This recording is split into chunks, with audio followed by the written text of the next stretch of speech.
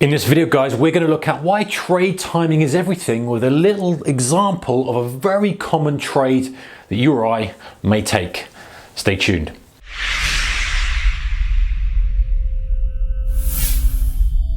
Hey guys, warm welcome to you. Right, so many people say trade timing is everything in trading, and we kind of agree with it and go, yeah, it makes a lot of sense, and we have an idea of why that's important. But sometimes when you drill down into it, you can see exactly why getting the trigger entry spot on or as close as you can. Listen, we can't get perfect all the time, guys, but knowing when to go, right, that's a good trade entry, that's a bad trade entry, and the whole trade changes.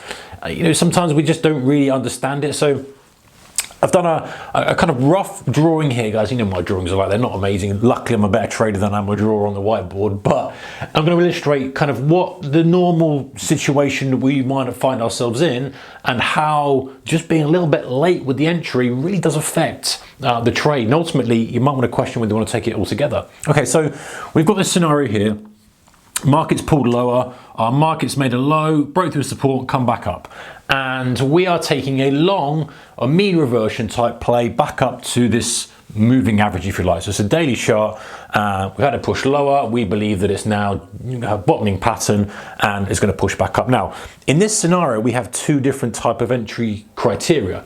The first one here is the kind of fake out through the low. So the classical fake through the low, come back up type of trade. And we're entering as it comes back up through there. So nice, systematic, bread and butter type trade.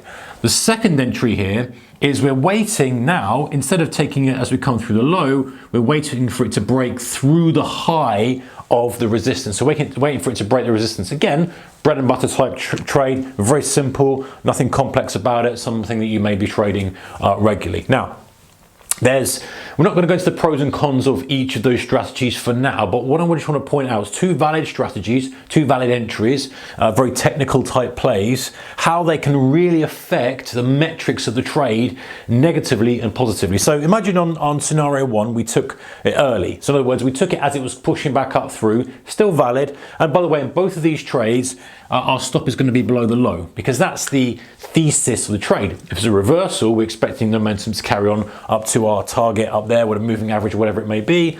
We don't expect it to revisit lows. So the stop is going to have to be in the same place. Now, there maybe someone can argue otherwise and say you can have a tighter stop under certain circumstances. Perhaps, but I think if you're taking a trade like this, a stop under the previous low is a good benchmark for every single trade you're going to take. So let's use that as a scenario. So just put some numbers here to kind of work it all out.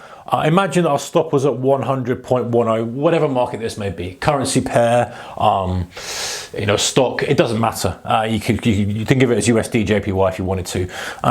And we're going long on scenario one at 100.70. So it's just 60 pips off the low. It's bounced 60 pips and we're taking that trade as it comes through that low.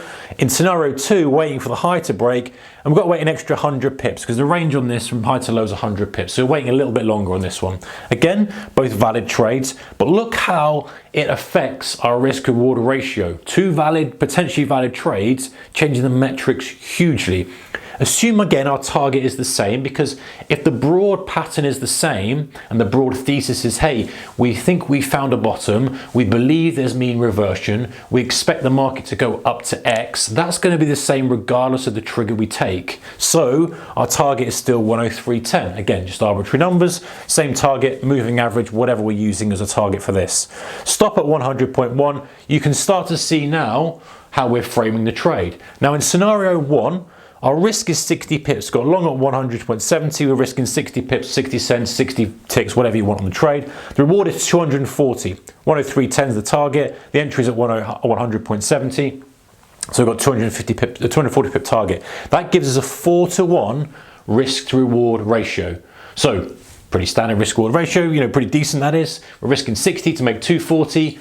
There's a 4-to-1 risk reward ratio. However, if we take the trade a little bit later, again, with a valid trigger, no argument with that, but we're a little bit later on the deal, the stop is still the same, but this time the risk becomes 160 pips because the stop is still 100.10 and went at 100.70, which is 100 pips on the low. Scales slightly out, appreciate that, maybe we're a little bit lower, but this is just for illustration purposes.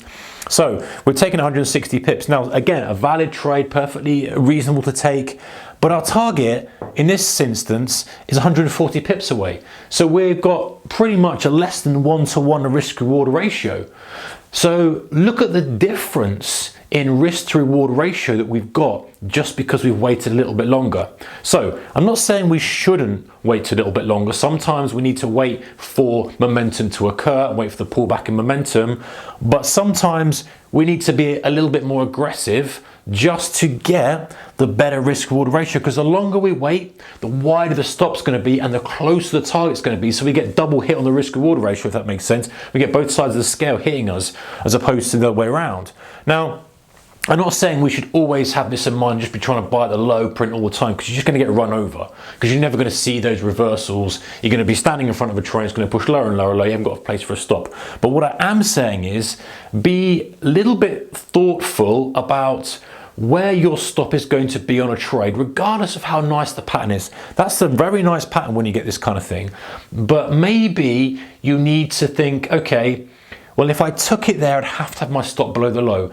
What else could I look for that would mean that my stop is now higher up? You can't just arbitrarily go, well, I'll put my stop up 50 pips because I need the risk reward ratio, because it's just the market won't adhere to that. You're just going to be in the noise center.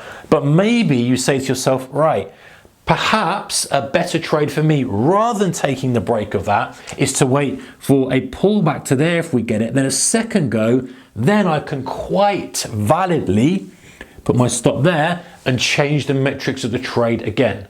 So you can see why, even though we feel that the trigger is valid, we feel that the entry is valid, sometimes the risk reward ratio is just so skewed, it doesn't make any sense to do it. So we have to wait for another kind of flow, if you like, a separate trigger after the initial one to allow us to bring the stop up to then bring that risk reward ratio in line.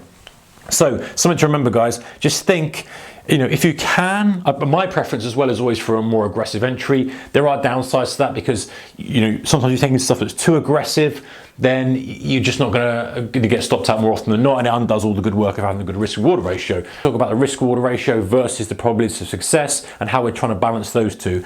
So we don't want to go too crazy with it, but it's definitely worth bearing in mind that, hey, sometimes when it looks really, really good, the trade isn't even that great because the risk reward ratio is so poor. You wouldn't want to take 1,000 of these in a row, because we're just never going to get the money you need out of it. But you take 1,000 of those in a row at 4-to-1, especially if that's a reasonable turning setup, mean reversion type setup trigger there, you'd be like, yeah, I'll take those all day long. So just something to think about, guys. Something we tend to forget because we get so kind of blinkered into the pattern and the price action that's happening. We forget actually how is that really impacting the risk reward ratio on the deal. Whatever you do there, guys, take care and keep the risk managed, and I'll see you in the next video.